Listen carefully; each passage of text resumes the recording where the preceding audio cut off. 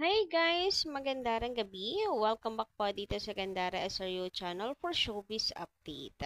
Andito na naman nga po akong muli nagbabalik. Ang nagmamaganda ninyong kachismosang Kimpaw, wala na pong iba, si Gandara, upang magatid sa inyo ng latest update and fresh happenings patungkol kina Kim Chiu and Paolo Avellino. And syempre para sa gabing ito nga pag-uusapan natin, ganap sa ASAP, ganap ng Kimpaw in real life ngayon, ngayong Sunday. Syempre, and ilang comments ng mga kakimpaw natin, ganap ni Kim Chiu individual. Pero bago po ang lahat ng yan, grabe parang dami nangyari, no? Pero bago po ang lahat ng yan, sa mga hindi pa nakaka-subscribe dito sa ating channel, paki-click lang po tayo ng subscribe button natin at notification bell na nandyan sa baba para mag-updated po kayo at ma-notify tuwing may bago tayong chika at balita hinggil sa Kimpaw. Basta mga balita na may kinalaman po kina Kim Chiu and Paolo Avellino, sagot na po natin yan. And dito nga po muna tayo sa ganap sa ASAP. Grabihan, eto pala yun. Ito pala yung papalabas sa ASAP. Actually, I'm quite disappointed. Hindi ko naman masisisi ang ABS or ang management sa ASAP, etc. It's just me na grabe yung expectation. Kaya yung disappointment ko abay talaga namang ang taas, kumbaga ay para kung lumagapak talaga sa sobrang taas na expectation ko. So, it's just me, ako yung problema dito. Kasi nga, di ba, tulad ng sabi ko sa inyo, wow! Wow, grabe. Pinuputol ang chismis na may balak paghiwalayin ng Kimpaw. Kasi nga, magkakaroon ng duet ang dalawa. Hindi siya solo guesting ni Paulo sa ASAP, hindi solo performance ni Kim, but duet silang dalawa. As in, love team silang dalawa. Parang doon pa lang pasok na yung pambabasag sa chismis na paghihiwalayin sila. Kasi hindi naman po siguro nila i-hype ang Kimpaw kung may balak na paghiwalayin silang dalawa. So, grabe talaga expectation ko kasi syempre ayaw ko talaga na mangyari itong mga chismis na kumakalat. Kahit papaano affected tayo, ganun talaga, mahal natin ang Kimpaw. Kahit panatag tayo pero may konting kurot pa din. Ganun eh. May damdamin tayo eh. Pero yun nga, taas na expectation ko. Tapos sa replay pala yung lalabas.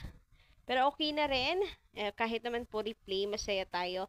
At hindi po tayo nananawa na panoorin po ang Kimpaw. At paulit-ulitan, lalo na't ito po yung time na sinabi ni Ninong Ogie, huy, makaninong, ayun na naman tayo, may pag-declare. Hindi, ni Kuya Ogie, na ano po, na sa kasal, congratulations sa kasal nyo. Ganyan. Di ba parang bumalik po yung mga kiligs natin. But anyway, ayun nga, kung akala ko lang, ano to, fresh, fresh duet, fresh guesting, ng Kimpao. Pero hindi eh. Ano to eh, replay lang eh. Okay, pero mas okay sana kung may bago. Parang, alam niyo, nagigets niyo ba? Kasi nga, ito yung, kumbaga, mapanghahawakan natin sa ngayon eh. Mapanghahawakan na kaya nating isampal sa mga nagkakalat na paghihiwalayin na ang Kimpaw. Pero wala tayong magagawa. Pinaasa lang tayo sa wala. Or umasa lang talaga sadya tayo sa wala. Parang ganon yan. Ewan ko kung meron din dito mataas yung expectation na tapos biglang nakita, ay ito na yun. Akala ko bago. Replay lang pala. Pero okay na rin. Thank you so much pa rin po. Happy pa rin po ang mga puso namin. It's just us or it's just me na ang taas ng expectations. So, siguro lesson learned din po ito. Ano? Na lesson learned para sa sarili for own growth, huwag masyadong assuming, huwag masyadong mag-expect at manguna. Masyadong pinangungunahan ng mga bagay-bagay kasi. So, lesson learned to sa akin. Samantala, dito naman nga po tayo sa latest update ng ating Chinita Princess Kim Chu this Sunday. Grabe ang sipag naman talaga ni Kimberly, no? Garabihan po talaga ang kasipagan ni Kim Chu. Hindi po talaga nauubusan niya ng energy. Grabe, todo ang kayod. Parang meron ng pinaplanong future. Kasi before, todo kayod talaga siya kasi gusto niya pong matulungan ng family niya. Gusto niya siya yung maging breadwinner, matupad ng mga kapatid niya, yung mga pangarap, makapagtapos ng pag-aaral, siya yung maging way. Ngayon natupad na siya actually. Parang more on herself na lang eh. Nakapagpagawa na po ng bahay, etc. So parang dapat nasa relax mode na ngayon si Kimi. Pero todo kayod pa rin siya. Pinaghahanap daan na kaya na big para sa future? Charot. Siyempre, dapat lang naman talaga na tayo po ay magbanat ng boto. Yung, di ba nakakanga si Kim, mayaman na siya, pero still nagbabanat pa rin ng boto, nakaka-inspired. Pero alam nyo, kesa naman sa ilan lang pong typical na Pilipino, nakatikim lang na kaunting kaginhawaan sa buhay, ay nagpapabaya na. Anyway, bago tayo maging negative, ayan, Kim Chu, binabati ka namin, marami kami na sobrang happy sa mga blessings na dumarating sa iyong buhay. Basta, ngayon na hindi naman mo na siguro kailangan magtodo kayod, bigyan mo ng oras yung sarili mo parati, huwag kakalimutan ng pahinga. Pahinga din. Syempre, kapag katawan naman natin ang inabuso, ay para saan pa lahat ng pagpapagod, kung doon lang din naman yun mapupunta. 'Di ba? Kung katawan naman natin ang atin po, kung babawian naman tayo ng atin pong katawan. Hindi pa yan ngayon, pero sure. Lagi naman ganon. Binabawian tayo ng ating katigasan ng ulo. Maraming mga seniors, yes, of course, na nag-aalala sa'yo. Anyway, sabi naman dito ni Yolanda Rivas, imposible kung maliit ang kita ng Kimpao. Bakit nagpa-Thanksgiving sila? Nagpapatawa ba ang Star Cinema? Marami ang mawawala ng gana na manood ng movie ng Pilipino. Hindi ako makalma. Hindi ako susuporta sa movie ni Pau pag iba ang kapareha. Alam nyo ba, tinapos na natin yung chismis na yan, pero meron na namang naglalabasan na chismis patungkol po siyaan. Talagang double time po sila, hindi sila titigil hanggat hindi nila napapabagsak yung Kim Pao. Parang napakalaking bagay nito sa kanila, no? Hanga din ako sa mga taong to, lalo sa mga bashers na yan, na determinado talaga na hilahin pababa ang Kim Pao at palubugin.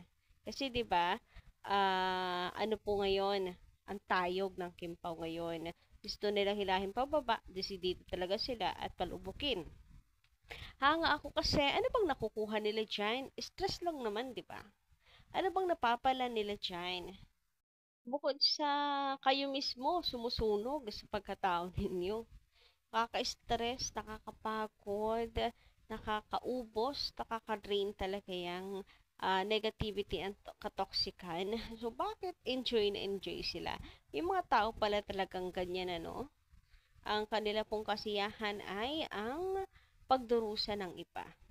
Samantala, sabi naman dito ni Corazon Reyes, about sa naman ang movie ng Kim Pao, wala. Period na po yun doon. Huwag na natin pong questionin pa. Baka may malalim na reasons, etc. Sabi pa dito ni Madam Corazon naman po, pwede ding magkasama sila ng birthday ni Kim. Nung April, 2 dates birthday ni Kim. Nung 19 and nung 29. Kasi privado na sila masyado. Tulad niyan, nabisto yung sa Polo na nagpunta pala sila. 2 times na sila pumunta doon nung 2024 birthday ni Pau at ngayon 2025. Hindi lang nila binubunyag kasi nga tinatago nila relasyon nilang dalawa. So, pwede po. Pero noong April 19, I don't think magkasama talaga sila. May mga evidences nang lumalabas And meron na rin pong mga update sila kay Paolo noon. May mga nakapagpa-picture kay Paolo na talagang wala siya sa Balesin. Baka po noong April 29. Doon tayo medyo laylo yung balita. Napaka-private talaga. So, baka noon, magkasama talaga silang dalawa noon. Sabi naman dito ni Madam Andre Dandan, super gandang araw sa ating lahat. Mga Kimpaw Kingdom. Kingdom na talaga. Hindi na fandom. Kingdom na talaga. Sa parami kasi ang mga fans na humahanga po kina Kim and Paolo. Kingdom na eh. Anyway, sabi niya Madam Andre, may chika ako sa meeting. Okay. Follow-up project. May chika ako sa meeting for the follow-up project ng Kimpaw. May nagtanong kay Paulo. Sumagot si Paulo na ako na lang muna. Yung sagot na yon, prefers na partner si Kimi or kaya Kimi. So, ibig sabihin, ayaw na ni Paulo i-partner si Kim sa iba. So, parang may ganito rin dati.